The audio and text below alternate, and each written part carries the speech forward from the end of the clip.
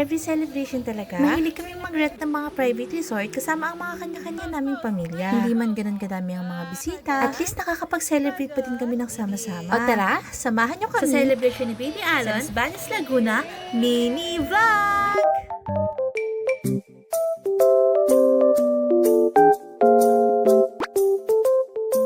Init na nga mga babies para mas stress na naman sa mukha nila ate. Number 1 kaaway kasi talaga nila yung boses ni ate. Kung naaalala nyo, yung mini vlog namin sa Cuenca, Batangas, sila rin ang may-ari ng resort na to. Pagpasok mo pa lang, bubungad na sa'yo ang hot spring pool nila. Tamang-tama talaga para sa mga tulad nating tumatanda na. Ito nga pala, ang TJM Hot Spring Villas. May 4 silang malalaking room. Kaya ang luwag pa namin at di kami makapili. May billiards din sila na pwedeng at karaoke na dapat mahina na pagdating ng 10 p.m. Dumating na nga ang birthday celebrant natin. At syempre, Mickey Mouse ang magiging team namin. Required din talaga kami magsuot ng tenga ni Mickey Mouse. Pero ibibigay natin ang corona ni Minnie Mouse na nag-decorate. Pati nga itong isang baby nila nakikisabay din sa team. Samantalang itong baby namin, naka-diaper na nga lang, malungkot pa. Napakagaling talaga mag-decorate ng dalaga namin. At nakakatawa na lahat pa din nagre-regalo kahit kami na nga lang ang pumunta. Itong cake talaga na to, ang di ko makakalimutan sa sarap. Order namin to sa Alicia's Great Cake. Hindi siya katulad ng mga typical na cake na nakakasawa. Sabi nga nila, pag nagbe-birthday daw ang mga anak natin, kailangan pati yung mga nanay nagsiselebrate din. Kamnabon ba naman silang naghirap bago ka lumabas? Hindi ko talaga alam kung paano ba nila naluto to sa dami. Kaya nga ginabi na kami sa celebration sa dami ng handa. At syempre, tinupad na naman nila yung mga hiling naming pagkain. Salamat sa buhay niyong magkasama. Kadalasan talaga sa mga first birthday, sobrang daming bisita. Pero ito, masaya na kami Tapos lang. Isang baby lang yung in-invite namin. Pero at least, nakalaos din na isang buong gabing celebration. Para lang sa bulilit na to na sobrang pogi. Pagkising niya namin sa umaga, naabutan ko na nakiswimming yung pamangkin ko. Naabutan ko rin si Mr. Swabe na nakiswimming sa kama. Kaya inaya ko na nga siya pababa. Para naman magkatotoo yung pag-swimming niya. Mas mukha pa nga siyang bata. Kaya sa pamangkin kong cute na to. Kahit nga nag-e-enjoy na siya, inaya ko muna siyang lumabas. May mga kailangan kasing kaming bilhin. At kailangan niya daw ng muscle para mabuhat ang lahat ng mga bilhin. Pero ang totoo niyan, maki-scratch it lang kami. Inalog-alog na nga ng dalaga kong pinsan yung nakakainaya mo, pero kailangan namin ito kainin. Pauwi na nga dyan yung pamangkin namin. Na naging isang batang bisita lang ni Alon. Wala na nga siyang bisita, kaya nagkakakanta na lang siya. Nung gabi nga, nagkayayaan kaming uminom. Pero ingat kayo kay Mr. Swabe. Naliri yung pinakahalo. Hindi mawawala yung porno niya na pag-lipsing. At feel naman talaga niya. Pati nga ang pagsayaw, hindi niya pinalagpas. Sa huling araw nga namin sa resort, wala na kaming ginawa dyan, kundi ang mag-swimming. Kulang pa rin ang araw kahit 2 nights na. Malungkot talaga pag mga huling oras na paghihiwalay. Pero thank you, Lord. At maging maganda na naman po ang naging celebration namin ngayon. Nilalapit mo kami lagi sa mga gandang lugar na meron laging mababait na tao. At sana,